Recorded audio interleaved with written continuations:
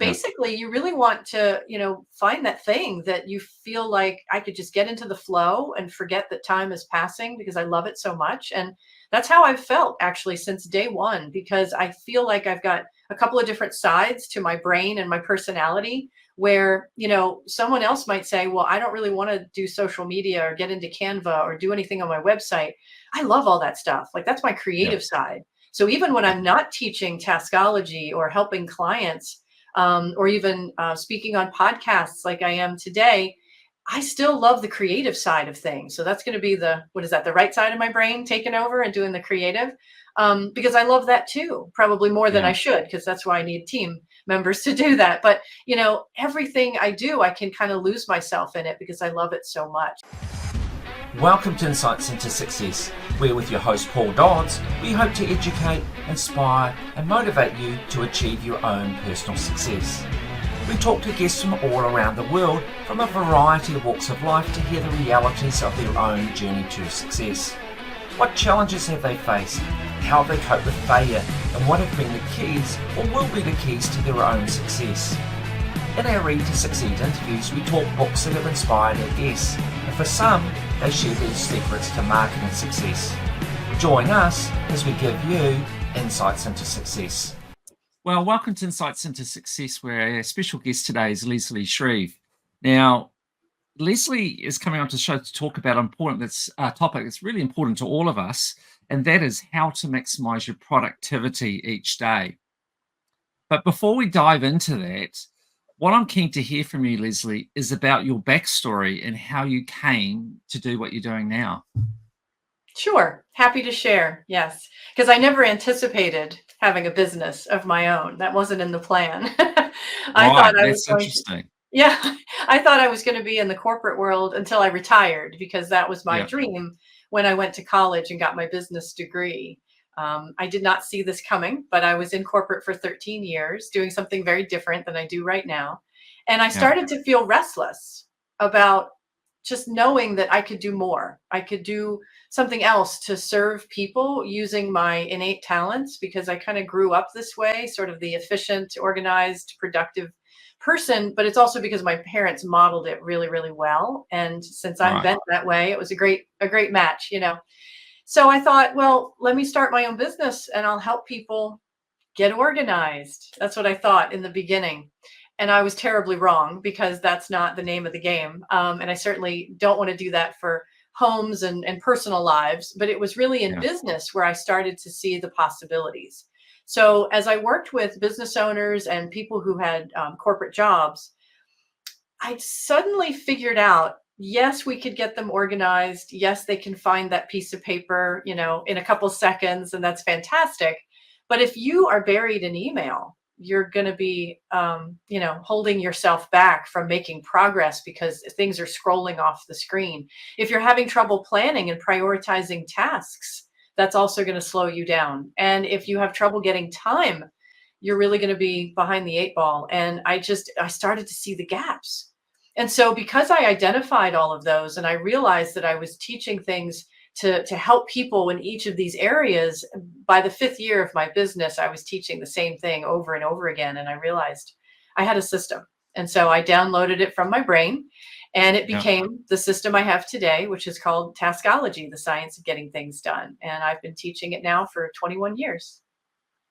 So take me back a bit, though, in terms of your family. Can you share a little bit about your parents in that? Because gather from what you've said that they've really role modeled you, and that's where it's all come from. So Mhm. can you share a little bit about them and how they've come to be the way Sure. they were? Sure. So my parents modeled 3 things really well. The first one is planning and execution. I grew up on a large bit of acreage. It was about 30 acres out in Baltimore County here in Maryland in the United States. And there was no shortage of things to do. There was a lot to do. And they always had a plan for what they were going to do either in the evenings or on the weekends, whether it was, building fences, mending something out in the yard, cutting grass, gardening, landscaping, fixing the barn, whatever. We had so much to do, but they always had a plan, and they were so thorough and efficient with execution. And of course, recruiting us as kids who were the free labor, to get Free things labor. done. But it was kind of cool because, first of all, we learned a really great work ethic along the way, but we watched them plan and execute and follow through. And that's the second part that they modeled was they finished what they started. I've seen a lot of And people, especially in one of my old neighborhoods, where somebody would start painting the house and then they would stop. get distracted and do something else. Just don't finish. And so it's really important to finish what you start. And they never had a problem with that. And then the third thing that they exemplified was being able to stand back when it was finished and admire a job well done. And I think I fall into this trap too, but we're moving so quickly. I'm too Yeah. productive, we're productive. And then we don't stop to appreciate what we've accomplished before moving on to the next thing. And so growing up that way, it was great to see how much they appreciated not only the work that they did and worked hard on, but what we did as kids to help them, and we did it together. So it was And, really great. and tell me, was your mum and dad the same? Like, were they naturally the same, well organized, or was one more learned and the other was more natural? I mean, what were It their was funny. personality types like? Yeah, they were both bent that way, which was so great. My dad was a mechanical engineer, Right. and he worked at Black and Decker for more than 30 years. And he also built federal period furniture as a hobby on the side. I mean, beautiful Oh, wow. mahogany and black walnut furniture, that we had all throughout our house. I even have some pieces here still today, even though they've both passed on. It was, they were always busy with their hobbies and getting things done. And then mom was a fantastic avid gardener and landscaper, and she was so great with financials, and she was, neat and tidy and organized and all that stuff. And so I grew up, a neat Nick. But she always, she had standards. They both had standards, the kind of the white glove standard. And dad was in the army too. So of course he had those standards Oh, as well. wow. So, Yeah. so it's just, they were really great that way because they were complementary in their talents. And I think they modeled it really well. I was always bent this way. So it was kind of easy for me to learn from them. And what about siblings? Are they like that too, or did they rebel and go in another direction? One sibling and not so much. Not as, yeah, we're not the same. That's Right. all I'll say Right. about that one. Yeah. Yeah. Yeah. We enjoyed growing up, and we were such a tight family, and we had a lot of fun together. But I know at the same time they were having a different time between the two of us, having us be the same. And but yeah, she made it just fine. Right. Because sometimes in those environments, what can happen is you either embrace it or you rebel against it and go the exact opposite direction. She didn't go opposite. No, she Right. partially adopted it. Yes, I would say Right. at this point in life, probably 70 to 80%. And maybe she's the normal one and I'm the abnormal one, where I'm Yeah. just, Well, it's all so perspective, isn't it?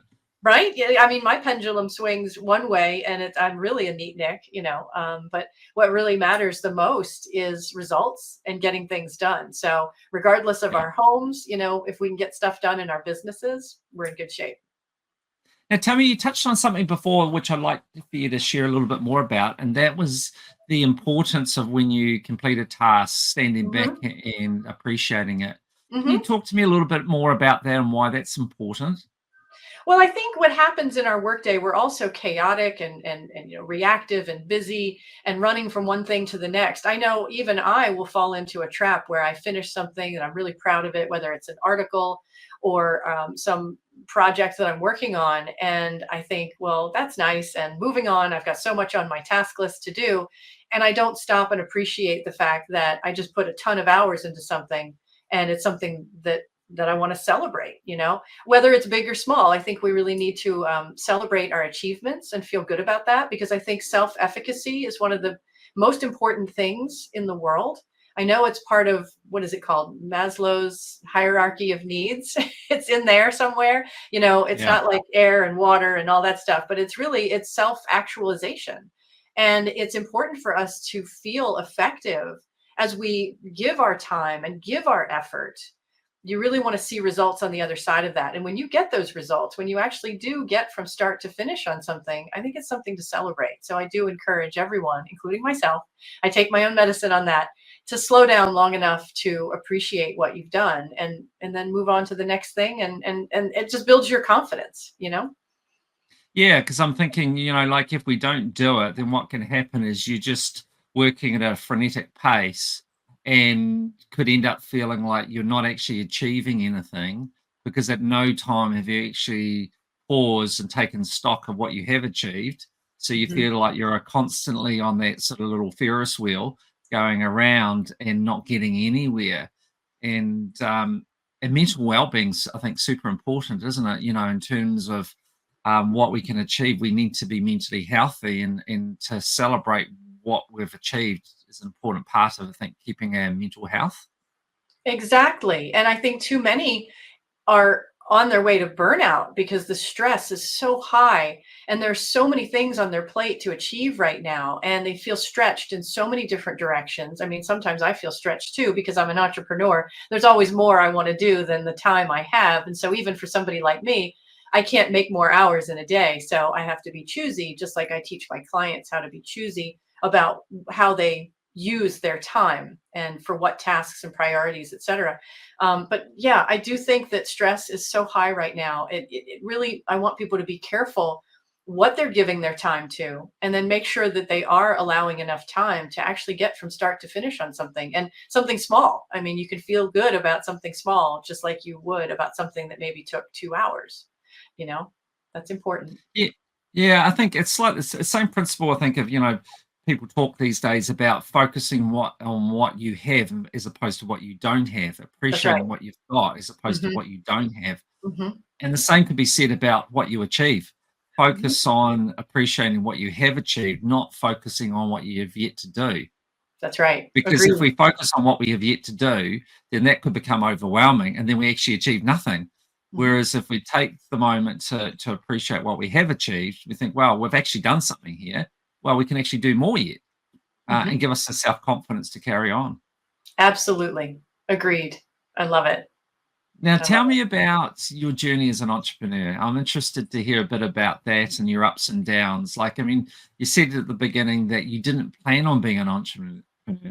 So, Mm-mm. can you share that with me? And what was it like in those first, short, the early days of it? How was it? And did you feel like giving up? And, what were your challenges? You know, it's funny. I have never had a day or a moment that I felt like giving up. I will say that. That Right. is actually easy peasy for me because I am Yeah. committed. I always knew I was on the right track, and I never got discouraged about anything. As a matter of fact, the first, like all of my years have been awesome. There have been ups and downs, but the first couple years were amazing because I hit the ground running, and I made more in that first year than I ever expected to. And all those years before 2008 hit were great. And I never questioned it. Now, what I questioned was, okay, so it's not about helping people get organized. It's about efficiency, effectiveness, and productivity. So did I pivot a lot? Absolutely. But I had fun with every pivot because I knew I was Yeah. getting closer and closer to what was near and dear to my heart and to my talents, and the best way to serve other people. It was coming into focus every single year. And I know one of my friends used to tease me all the time because I would change my business card like every 3 months. I would change something about how my title, or how I referred to myself, or what I did Yeah. for people, because I was really refining it as I went through those first couple years. And then finally, by the time we got to 2008, 9, and 10, it was super clear that it was all about productivity and progress and getting results. And then, of course, that's when the system was born. So yeah, I've had those moments where I'm just getting clarity. And it even happened again in 2013. I got more clarity. And again in 2015, when actually years after 2008, because I was having great years all the way up until about, I don't know, 2013, 14, 15. And then all of a sudden, the business just sort of, like, the sales just started to drop. And I was like, oh my God, I got to learn to go sell. I've never had to do that before, because a lot of things would just come to me, the client referrals, and I was speaking and networking. And those are still the main ways that I get business. But there was a Yeah. big dip, and I thought, oh crap, what am I going to do now? So I of course started working with people and investing in my business, whether it was sales or marketing, web development, whatever it is. You start investing. And I will tell you this: one of the things I wish I had done sooner Yeah. was hire the right team. Right. Yeah. So to that point where you're just doing everything on your own. Not everything on my own. I do teach taskology on my own, so there isn't anybody else to teach that, but that really isn't necessary right now. What's necessary are all the folks behind the scenes who Yeah. do the things I need them to do. So I've always had a web developer. That without question. I've always had one. Can't do all that by myself. I've always had somebody, almost always had somebody for social media marketing. There were times though that I did it myself. And there were times, most of the time, I've had some help for that. I do have a new marketing team right now to help with podcasting and social media, all the behind the scenes marketing stuff. And of course, a different web developer now who is amazing. But, I still probably need a couple more VAs and I might not have them yet, because I need to fill some gaps on the team. So yeah, I've always had people behind the scenes. Maybe not all the right people and the right seats on the bus, but I think that's the learning curve that I had to go through to figure out, how do I get the right people and the ones that align with our mission and, that I can turn my back and not micromanage or, and not question how things get done. So what happened, do you think, around 2015, 2016? Why did you sort of hit that wall, do you think? I think I needed to go learn how to sell because everything had been flowing to me and I hadn't had to make much of an effort, on reach outs or asking for introductions or anything.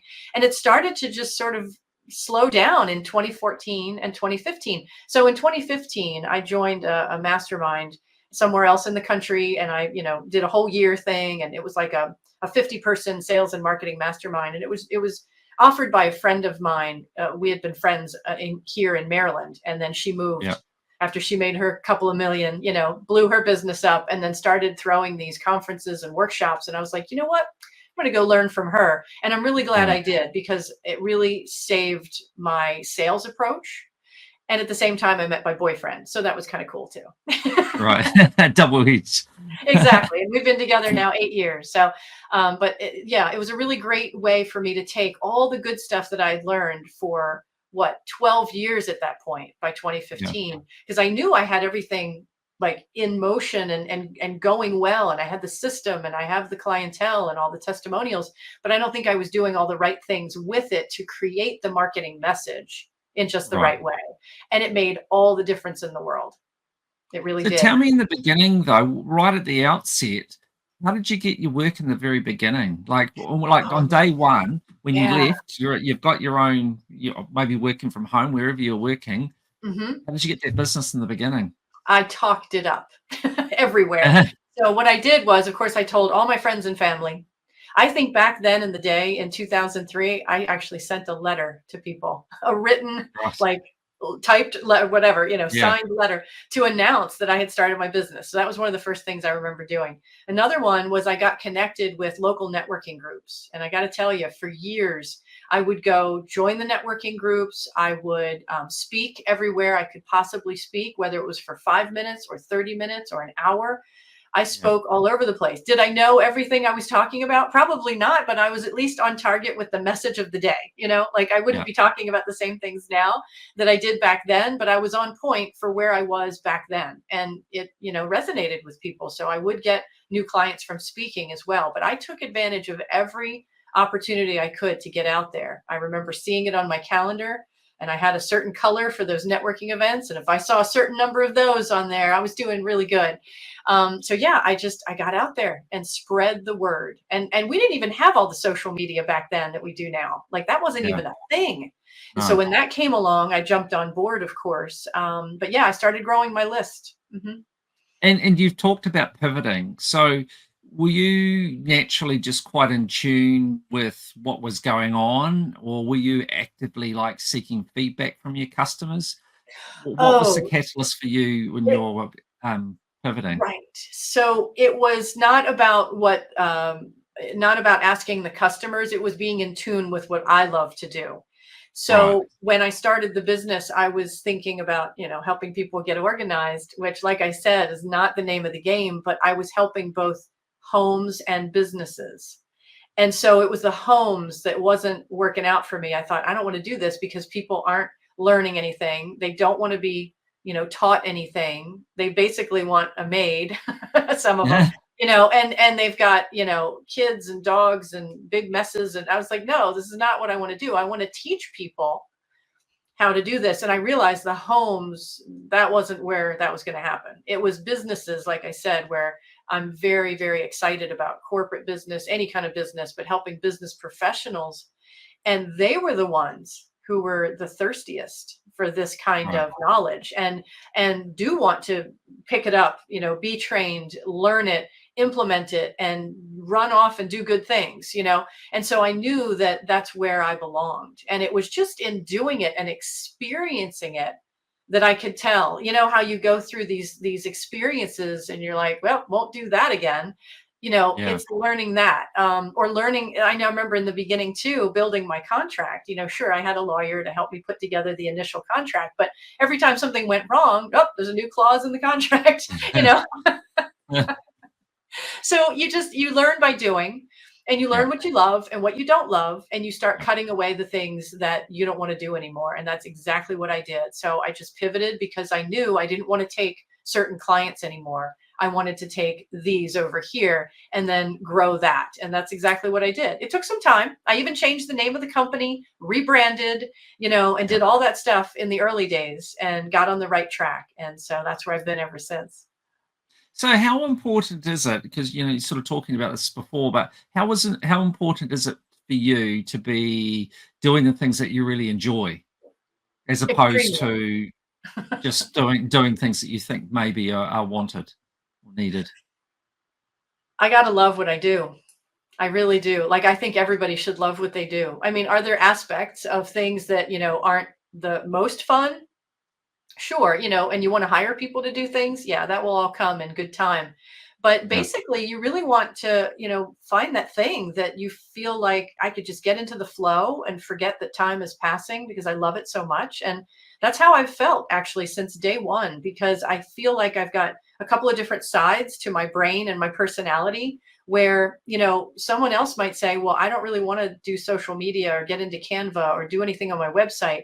I love all that stuff. Like, that's my Yeah. creative side. So even when Yeah. I'm not teaching taskology or helping clients, or even speaking on podcasts like I am today, I still love the creative side of things. So that's going to be what is that, the right side of my brain taking over and doing the creative, because I love that too, probably more than Yeah. I should, because that's why I need team members to do that. But, everything I do, I can kind of lose myself in it because I love it so much. And I Right. really would love everybody to find that, whatever that is for them. Because if you don't love what you do, whether you have a business or a job, it's so easy to be unproductive, right? Because it's easy to get pulled away or be Absolutely. distracted and go looking for fun things like welcoming those interruptions and those visitors with that all day open door policy, like, oh, Yeah. somebody saved me from the work at hand and let's go talk by the water cooler. Like, if you don't love what you do, not only is that happening and you're not really being productive, but you're also not living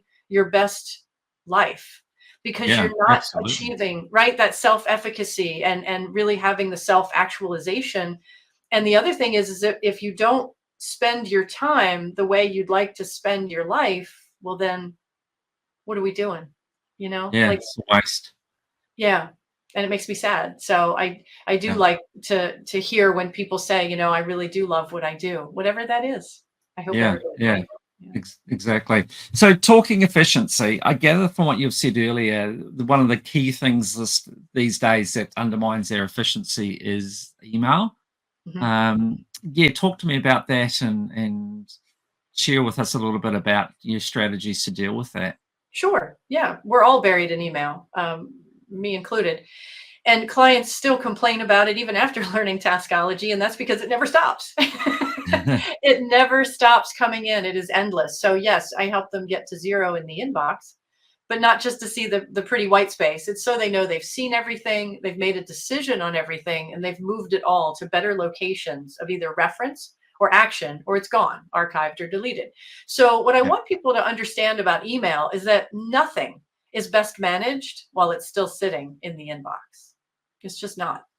Things are going to be, you might put a flag or a star or, keep it unread so it stays bold in the inbox. Whatever the tactic is, it's not serving you. And I really want people to understand that it's really wasting your time. Now, some people might realize and already know that that's wasting their time, but they don't have an alternative. So it's not your fault. Yeah. Like if you haven't found that solution to this age-old problem, I get it, because no one has shown you a better way. The better way is going to take you down a path where you're getting those emails out of the inbox, not one at a time. Get those older years out, okay? Because that's not where the hot stuff is. All those older years of emails are doing is just holding you up, because even when you do run a search, it's got to trudge through all of that stuff. So Right. get it out, so we actually don't go through all those emails either. So if my clients have 50,000 emails in their inbox, we're not doing that. I've seen over 100,000. I worked with somebody who had 10 inboxes and more than 400,000 emails to deal with. Wow. So, those are the tougher ones, but usually people have somewhere between 1,000 and say 10,000 in their inbox. We don't Right. go through all those. So let's say it goes back to 2018, and I'm just picking that number out of a hat. We would Yeah. set up a folder called 2018 to 2024 emails, and we'd get everything out of there except for the most recent 3 months. That's all we go Yeah. through. That's where all Yeah. the lessons are. That's where all the hot stuff is. So what we do is we're separating reference information from active information, because the email inbox really is task management in disguise. We call it Yeah. email management, but it's task management and information management in disguise. Right. It's funny because we get phone calls too, but we don't call that phone management. But the same thing happens. It's just a conduit to bring forth information. It's what you do after you get that information that matters the most in your workday process. So what you want to do is assess that information and say, okay, is this reference? Is this action? Am I going to delete it, archive it, whatever? Those are the decisions you want to start making. And decision making is one of the top 2 things that really do stop people from knowing what to do with email. So decision making is key. Do I need this? Do I want this? Is it useful to me? You want to ask yourself those questions every single time. And when you find out that something is not useful to you, the question is, can you archive or delete it? Can you file it in a folder because it's just reference, or is it something you really need to act on? Now, you can need reference stuff too. That's why you file it or put something in the hard drive or in the cloud, or contact information, another great example. But it's the tasks and follow-ups that you really want to get out of there in order to work those tasks along with everything else you need to do, because it doesn't matter where it came from at that point. You just have tasks to do. Now you have to plan and prioritize. But that's the first thing I'd want everybody to do, is get all that stuff out of there, keep the last 3 months, make decisions on that. But here's the missing piece. You really do have to have systems set up first before you can handle email. And that's because you need a task management system up and running where all your tasks are fed into.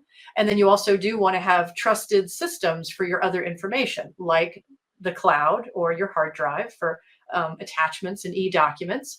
Or if you Yeah. have a file drawer holding papers and files in a physical format, a contact system or CRM, all these are reference information places or systems. You really want to have everything shipshape and ready to receive new information or new tasks before you can tackle the inbox. I think this is one of the things that people don't realize. Right. Right. And so with that though, you're really talking about people having to become quite decisive. And I would imagine that's quite a challenge for people. They go through their emails and it's like, oh, should I really keep this one? Is this really for reference? And you could easily just procrastinate and not quite be not quite sure what to do. Well, that's why I said just get all the old stuff out of there. Like, don't even make a decision about whether the old stuff is something you need or not. Like, just Yeah. hold on to it. As time goes by, you can decide to delete a year at a time later on, because something is so outdated, you're never going to need it. So you Yeah. don't even waste your time on that stuff. When it comes to the current stuff, though, yes, you really do want to get into the practice and get into the swing of it and understanding, what do I need? What do I not need? Yeah. And what can I let go of with a degree of certainty? Now, this is also why people need a guide or a coach or someone to help them with this process. It doesn't have to be me, it could be anybody. But, learning how to make those decisions can be a hurdle that some people need to get over, to get that, almost that permission. Like, yeah, you could totally let that go. And when you talk through it with somebody, sometimes the client comes to their own conclusion, Sure. just by talking it out and then having that Yeah. sounding board to talk about it. And that builds confidence. Yeah, I was going to say it will build confidence. Now, what about the frequency of looking at email, though? Do you have a system for that? Because people can be caught in this sort of trap of constantly checking their emails all day. So, Right. what do you advise your clients in terms of that? Well, first, turn off all your notifications. Do not have the little pop-up box or the sound or anything else that's going on, because it's just breaking your focus and concentration when you are actually working on something else. Yeah, So that's my first advice. My second advice is, in our system, there is no hard and fast schedule for checking email. It is unique to everyone, because what we do is, once we build that task list in Taskology, it's like one single central digital place where all your tasks are, no matter what tool you use. And then at that point, your inbox is empty. So you're going to just look at the task list, because that's all that's left. Now, more emails are coming in, it's true. And so this is where your question comes into play. yeah, Are they going to look at it every time something rolls in? No. What they're going to do is get a couple of tasks done. Feel good about getting those accomplished.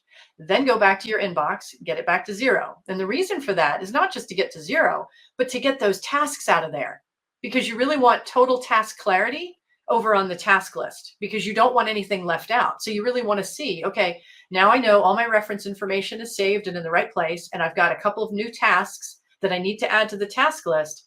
Now I'm going to reprioritize over here, make sure I'm doing the right things at the right time. And knowing that there's nothing left in the inbox at that moment gives you that sense of confidence and control of how you're going to spend your time now. Do you know what I mean? So yeah. my clients know how to get down to zero all day, every day, if they want to, and certainly every day, at least once a day, because you need that task clarity. Does that make sense? Yeah. So you're saying that literally the email boxes are empty. Hmm. They love it. Wow. They get addicted.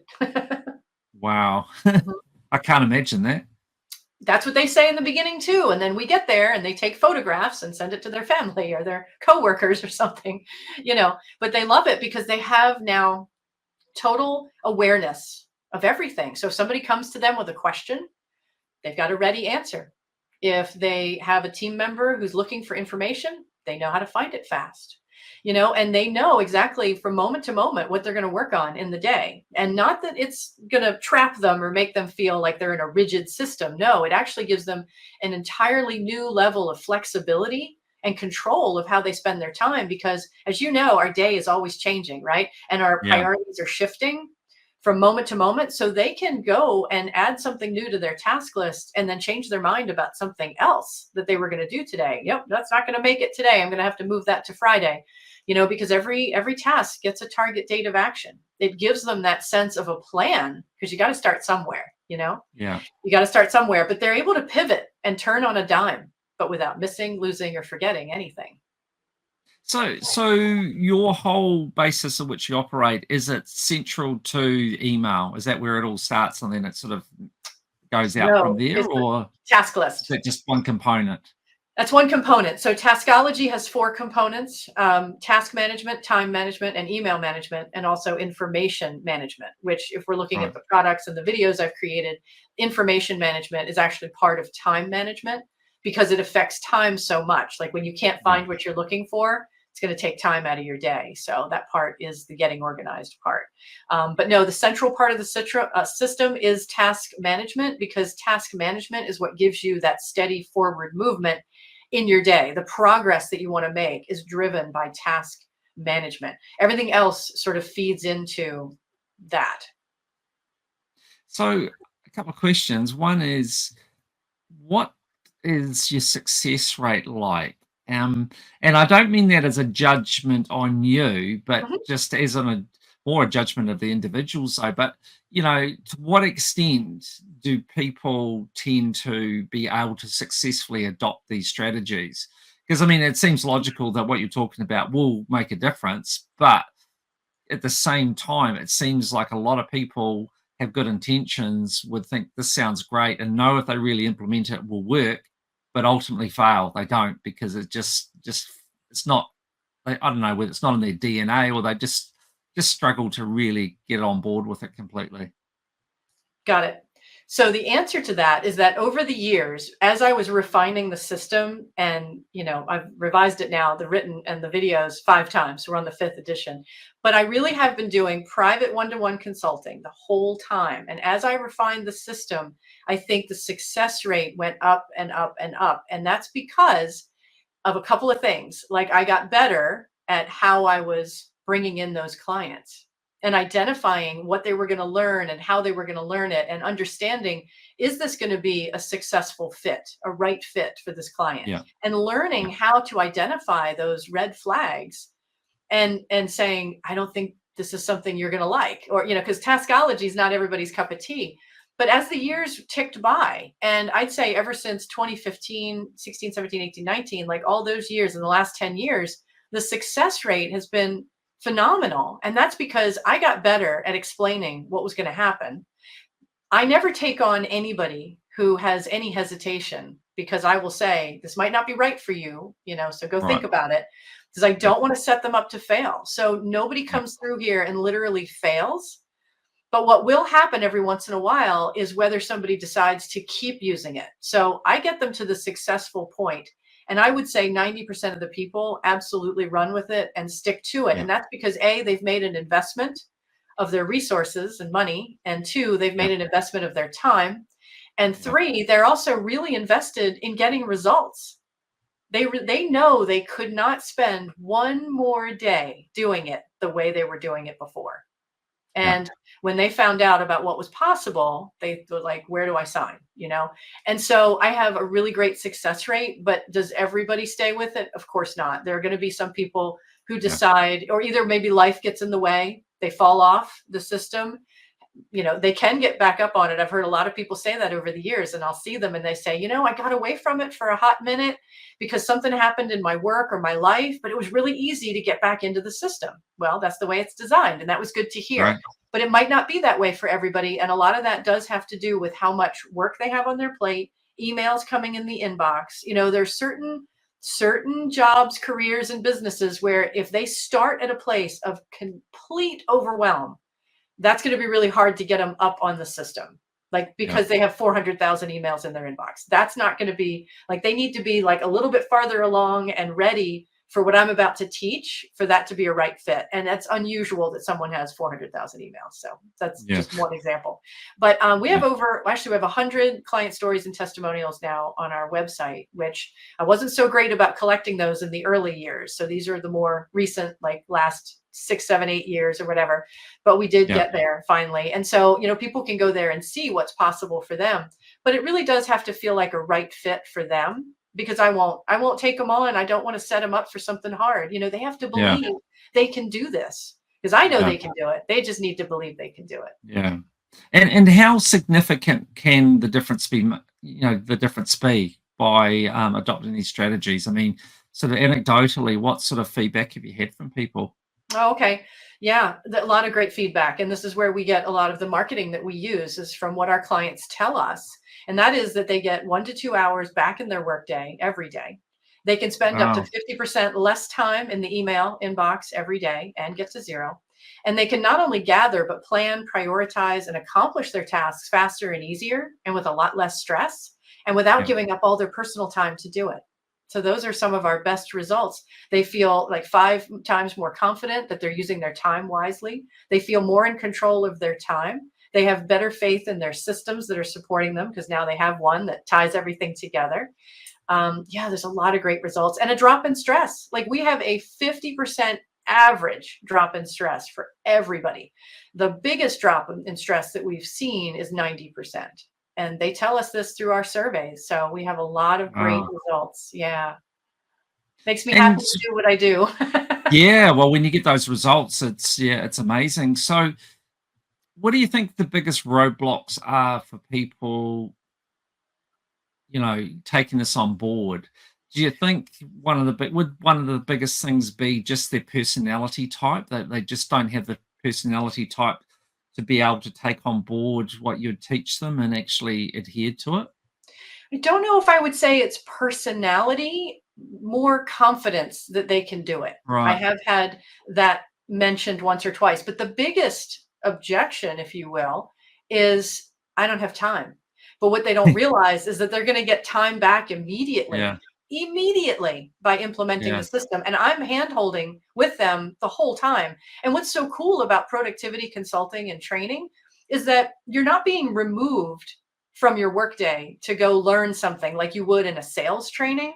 You know how a salesperson will get plucked out of their day. They have to go to a conference or a training room and, and then somebody is lecturing on sales training.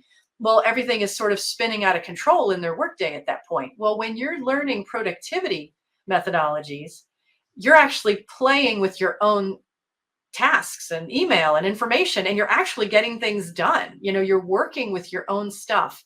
So you're getting decisions made. You're putting information where it belongs. You're deleting, tossing, recycling, shredding. You're taking care of where that information belongs, and you're building that task list. So by the time I'm finished with my calls with my clients, they're that much farther along in their progress. And then when we get off the call, they just dive right back into their day because they're off and running. Like they're not behind now. Now they're ahead. So that's what I love about teaching what I teach, because I'm not pulling them out of their day. No, we're actually moving your day along as you learn by doing. I guess, though, for people, it can be perceived that there's the initial hump that you're going to get over, the initial training, which is going to take time to learn and adhere to. But once you do, then the efficiency starts to come in. But maybe a lot of people are put off by that initial hump that they've got to get over. Well, but I'm with them the whole time. So I don't have, we're just rolling out the program to the general public later this fall, probably December. It's called the Productive Day Powerhouse. That is our program that's for group coaching and learning. Everything I've done to this point, though, is private consulting. So they've got me. And there's no hump to get over, because the very first day is a game changer. That's the day we build the task list. And from that moment on, their life is not the same. So getting over the hump, per se, not a thing. Yeah. What is true that you're saying is that, yes, they are learning a new habit. Yeah. Yes, they've got a new routine. So yes, they're going to be with me for weeks and weeks, because they are practicing from week to week. They have the accountability, they have the coaching, they have the Q&A, and we're still learning things because it takes a minute to learn the whole system. But from day one, their day is different, and it's never going to be the same again. So it's that immersion that helps them pick it up so fast, because we don't want one foot in their old system and one foot in their new system for too long. Like I dump them in. I'm like, you're here, let's go. And it changes the way they think immediately. So that's why that's so effective.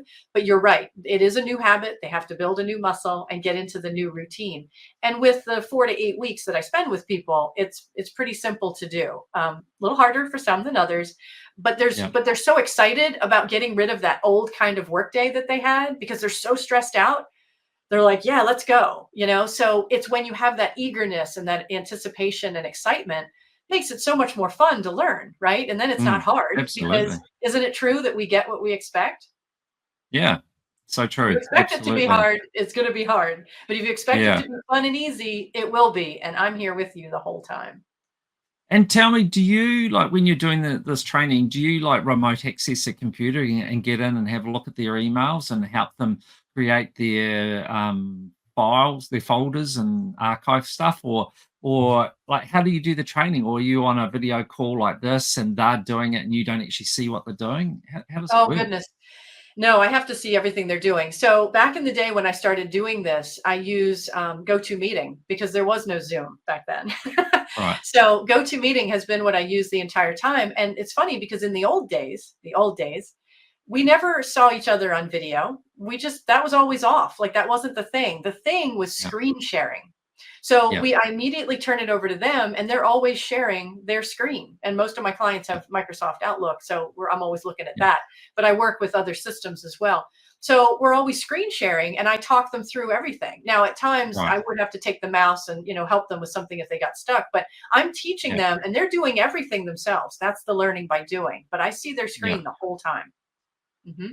Yep. Yeah. Okay. Yeah. I mean, that's the great thing about technology now. It makes it that much easier to do what you're doing. I mean, you can imagine if you couldn't do screen sharing, how much harder it would be. But like you said, I think that clarifies when I was talking about the hump before, with you being able to remote access your computer and that addresses that issue. Whereas if they're doing it on their own, then it would feel like quite intimidating.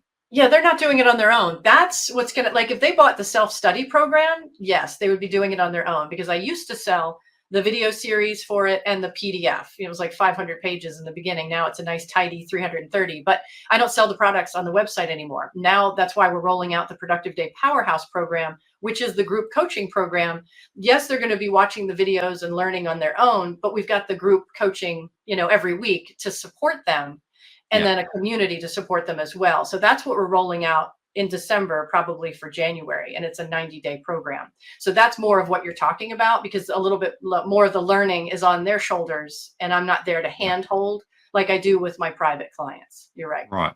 Yep. Right. Yeah. And I guess, how long do you think it takes before it becomes ingrained in people, and then it just becomes, nature? That's second where the nature to do it? personality kicks in. Because some people Right. just like lap it up, right away. Like, oh my gosh, this is my thing and I love it. And they're just in it, and they've gotten into a nice routine like right away. Other people, it's where their personality is a little different. Some people would say, wow, this is really hard for me to wrap my brain around. It's very different. But again, it depends on how often they're implementing and practicing, and anything. It's like anything, the more you do it, the easier it gets. Yeah. Yeah. Yeah. Yeah. Yeah. Interesting. Yeah. I mean, I look at myself and think I'm quite organized, but not 100%. I'm pretty organized, but definitely not in the league of your talking. But if you were to go onto my directory on my computer, you'd think, oh, this is organized. I've got folders, subfolders, it's all well labeled and that. But I probably fall down on email, I'll admit. You're not alone. You're not alone, Paul. And the thing is, when it comes to email and tasks, I mean, tasks are everywhere right now. They're coming from more than 10 different sources in our workday. Email is Yeah. just the most prominent and annoying, Yeah. because it's never Yeah. ending. But you've got the papers and files on people's desks as reminders of things to do. You got post-it notes, social media, phone calls, texts, hallway conversations if you're working with other people. And when you put tasks on a legal pad or a planner, that becomes yet another source, because you filled it up with tasks. And so now what everybody's doing is trying to remember the most important task in each of those locations, and then pretty much try to plan and prioritize in their head. And that's when things start to go south. That's Yeah. hard. Yeah. I think too easy for things to get missed, forgotten, etc. Exactly. That's why we build a central digital task list in whatever tool they have, so that when they learn the methodology, they understand this is the one single inventory of all my tasks, not like one huge digital legal pad, because they're grouped by action date. There's a lot of order and structure into it, but not the kind of structure that would limit you. It makes it very easy for you to pivot and change your mind. But again, without missing, losing, or forgetting anything. Yeah. And do you get recruited by companies at all, like to sort of roll out your program en masse across teams, or has this generally just been a one-on-one thing that you've done over the years? Mostly, I've done one-to-one private consulting the whole time, but I started Taskology for Teams back in, I'm going to say 2008, 9, or 10, way back then. And I used to teach it live on the phone, in a group setting. And then in 2014, I created all of the videos for the Taskology video training series. And that was 14 videos at the time. Now it's 13. They're all about 40 minutes a piece. And that's the backbone of Taskology for Teams training now. And so I have been working with corporate teams all throughout. It's not like they might put in a department, a sales team, a management team, or they put together just a bunch of people. I'm doing one right now with a company out in Minnesota, and just had them on a group coaching call yesterday. So this is a small group of 10 of them, I think. And it's really fun. It's really fun to get a whole group on the same page. And yesterday they said it was easy. So I loved hearing that. That's good feedback. Yeah. I think the thing for me, like my podcast is all about entrepreneurs and their journey. The thing that strikes me about talking to you is about how all entrepreneurs could benefit from learning the organizational skills that you teach. Because as an entrepreneur, you typically, especially in the beginning, you're doing so much on your own. You're having to do so much. You've got to keep the costs down. So you end up a jack of all trades. And that's when things can start to fall apart, if you're not well organized. So it strikes me that as part of the upskilling yourself to be a successful entrepreneur, a course like you're talking would be a great fit. Thank you. I think because I'm doing this for myself, that's probably what stopped me from hiring the right team sooner, which was a lesson that I needed to learn. Yeah. Like if I was, spinning out of control more often in the earlier years, I would have wanted to get that team. And I think because I was so able and capable of doing so much, I probably took on too much, and I should have been delegating it. So Yeah. hard lesson to learn. And sometimes I still feel like I'm doing things I shouldn't be doing. So, and Yeah. I'm 21 years in, so I'm still Yeah. trying to fill some of these positions, that need to be filled because I just can't spend my time the same way anymore. So Yeah. I'm here to And help. I, I and I know what think, it's like. yeah, and I think just the final thing, I just need to wrap this up, and you've agreed to stay on for Read to Succeed. But I think the other thing that comes out of talking to you is the importance of really loving what you do. Like talking to you, you don't have to put on any effort. It's obvious that you love what you do. So you're speaking with a great deal of passion and energy, which makes it so much more enjoyable to talk to you, and also would be to learn from you. Thank you. Whereas if you're doing something and you're just going through the emotions, then Mhm. like imagine if you actually didn't particularly like what you're doing and I'm interviewing you, there's no way would you be projecting the energy that you're projecting. And I think if we find something that we really like to do, it doesn't have to be an absolute passion, but something that we really enjoy doing. To me, that's a really important aspect of going on and doing well at that. Because if you really enjoy what you're doing, when you have those tough days, and we all have those tough days, you can get through it because you've got that passion and energy for what you're doing. But if you're doing it just for the sake of it, so just to make money or whatever, then those tough days are that much harder for you because you Yeah, just don't have that passion to pull you through the day. it's true. It's true. I agree 100%. That's why I never questioned this, not from the moment I started. I just knew. And And just think how lucky you are, because for so many of us, we find it hard to find something that we really love to do. And I know so many people that go through life and they do stuff that they actually didn't even particularly enjoy, but they yeah, did it because their father did it or their mother did it or whatever. or it pays the They bills. never find something that really resonates with them. And I think how sad is that? It is because we only get one life, Yes. and time is so precious. Yeah, don't waste it because it's not going to come around again. Yeah, Yeah. so true. Well, thank you so much, Leslie. I really appreciate it. And thank you for agreeing to stay on and Read to Succeed. And I'm Thank looking you. forward to talking to you about that and the books that have inspired you. But yeah, love your energy, love your passion. And it's a great topic and we all need to learn from it. So thank you Thank you, very much. Paul. Thank you so much. It was great to be here.